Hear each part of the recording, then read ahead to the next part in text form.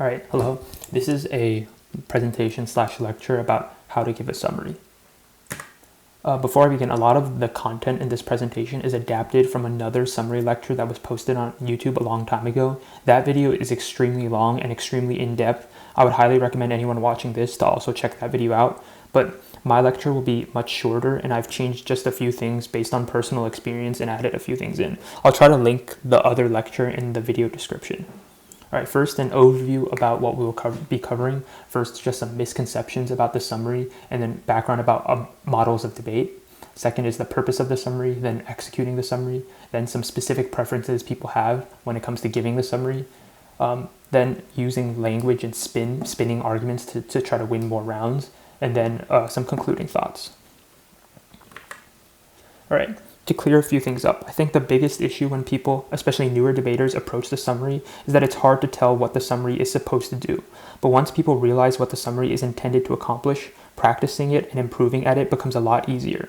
I think a good way to describe the summary is as a science rather than an art, because there's a basic formula that the summary follows, and if you can learn and follow that formula, you'll probably give a pretty good summary. Beyond that, you just need to practice, and giving more speeches, I think, is the best way to improve. Okay, let's get into some important background. This lecture will focus primarily on giving technical or flow summaries, and for that we will have to focus on the offense-defense model of debate, which is how I would say most flow judges evaluate rounds.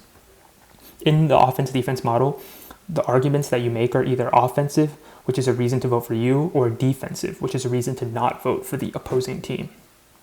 And to win a round, you need offense. But on top of just winning a piece of offense, you need to make an argument about why your offense is more important than your opponent. And if you can do that, that's all you need to win. Something that's unintuitive but extremely helpful, I think, is the win by one model. And what this says is that you should try to win by the bare minimum. Because it only takes one offensive argument to win, in most cases, you should be only going for one offensive argument in the late stages of the round. Especially with the extremely short speech times in public forum, putting all your time into ensuring you win that one argument is generally more effective than splitting up your time among multiple arguments. All right, so now we've established a model for debate. Then the next question is, what does the summary have to accomplish under this model? It's three main things. First is pick the arguments to go for, then gain access to those arguments, and then finally make an argument about why your arguments are the most important, which is like some people call it weighing. This is the formula that you should be getting into your head when you give a summary, and what should govern your strategy generally in the second half of a round. Okay. Now I want to go through step by step for each task of the summary, starting with how to pick arguments.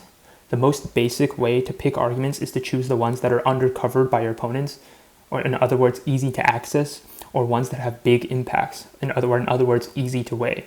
While doing just these two things will work, a smarter move is to also consider how all of your arguments function within the context of the round.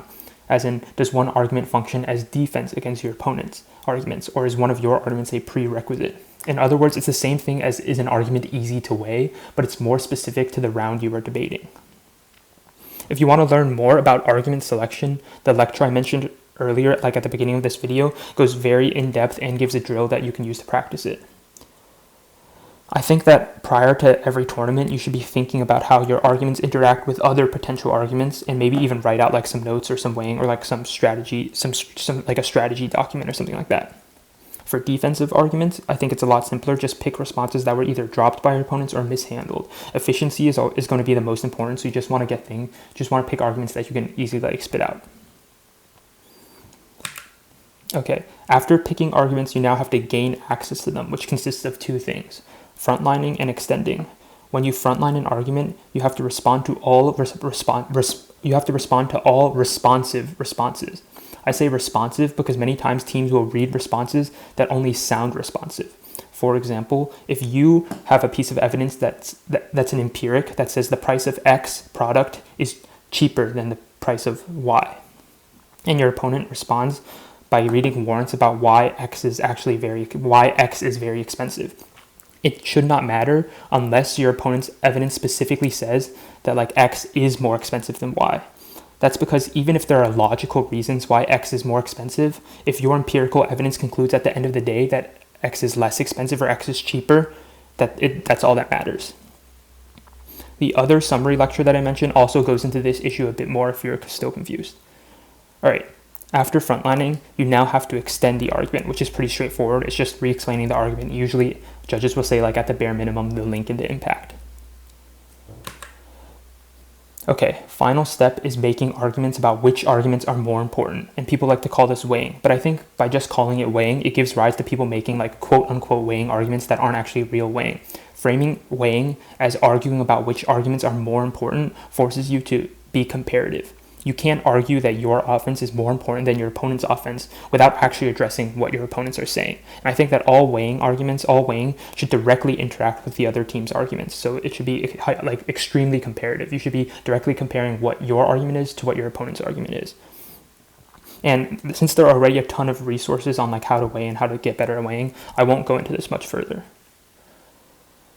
Brief note on defensive arguments. First is that defense is not necessary if you weigh. As long as you win offense and when that offense is the most important, you should be good. But if you do decide to extend defensive arguments, I would say all you need to do is either emphasize it if it's conceded or like explain why it still holds if your opponent's contested.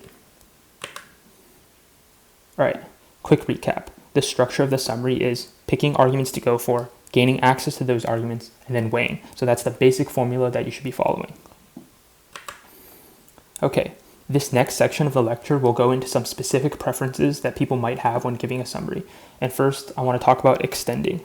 I think having pre-written extensions of arguments can be useful because then you can refine it and make it super efficient like prior to the tournament. But I know some people don't like reading off a computer or like reading off a computer, so this might not be for everyone. But I think that's something everyone should do is practice extending an argument prior to their tournament, which means like saying what you would say in an actual speech, trying to figure out how to give like a smooth transition and clear up any stumbles you might have when extending.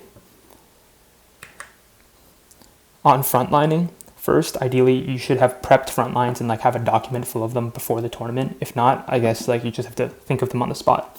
When it comes to the actual frontlining, I think the most common way people do it is by saying they say we say, as in like they say there won't be a recession because unemployment is low, but we say there will be because blah blah blah. While this way is pretty easy to do, I think it's very inefficient because you don't need to re-explain all of your opponent's responses every time you want to frontline them. Instead, you can use what I call the keywords method, which is, for example, instead of what I said before, you could say low unemployment doesn't matter. Our evidence is looking holistic at the economy holistically. The word unemployment should be enough to signal to the judge where you are on the flow. So you don't need to re-explain the entire argument to signpost. If you can give a key word or a key phrase, that should be enough. This will probably make your frontlining a good chunk shorter and give you more time to like develop weighing arguments or like more thorough frontlining. I think that this method of frontlining is very hard, especially if you've been saying the they say we say for a long time. I would recommend practicing this keywords method in your like mock debates, practice debates, and in your redos to try to get the hang of it. The other summary lecture also discusses this method on frontlining if you want to hear more about it. Okay, quickly on extending and frontlining. My opinion is that the most efficient way to do it is to frontline and extend at the same time by going through each piece of relevant evidence and either extending it if it's conceded or frontlining it if it's contested, and then extending that single piece of evidence you just frontlined. I think this is a personal preference thing though, and some people prefer to frontline and extend separately. I will say though that you should be frontlining before you extend because it's easier to judge that way. Your judge probably flows responses like in a column and the responses will be right next to your case. So it makes more sense to frontline each response and then to extend it because that's the order your judge would flow it. They would first flow your front lines and then draw the arrow. They wouldn't draw the arrow first and then write the front lines. Okay, almost the last section. This is about how to win even when you shouldn't. First, I think that one of the most important and undervalued skills in debate is ballot directive language, which means like telling your judge what is important and what they should evaluate. For example, if your opponents drop weighing that you read, you could say they dropped the weighing, so our argument comes first. Or you could say something like the weighing is conceded. That means when evaluating the round, the first place you look to should be our contention too. While the extra words might seem silly, they're actually very useful because one, judges aren't perfect, they might not catch everything. So slowing down and using these extra words and emphasis increases the chance that you and the judge will be on the same page. But on top of that, ballot directive language can make you seem more perceptually dominant, which can give you the edge in like extremely close rounds. Basically, just remember that even flow judges aren't robots. Debate is still a communication event, so slowing down and emphasizing things that are important is always useful. Another thing that you could do to win, even when you shouldn't, is spinning your language in your arguments. Once again, this strategy works because flow judges aren't perfect. People talk fast and they don't write every single down. So let's say that you forgot to read a good response and rebuttal and you want to bring it up in summary. You shouldn't be able to do that, but if you're clever with your language, you can. One way you could do it is that you can frame the new response as weighing, but that's a pretty basic move and most judges will recognize it. Instead, you can say something like, you can extend your old response and then follow it up with something like what that means is, or the implication of that is, and then read a new response. This is not going to work every time, but I think if you're clever with it, you can weave in new implications that will be strategically significant and might help you win. All right, some closing thoughts. Just once again, I think the big thing to remember is that the summary, while it's hard, it's not complicated. It's based on that formula that we discussed before, and it's just a matter of practicing it. You know the formula, so you just need to try to practice it and get to know it more. Not every single round will follow this formula, but I think it's a solid place to start.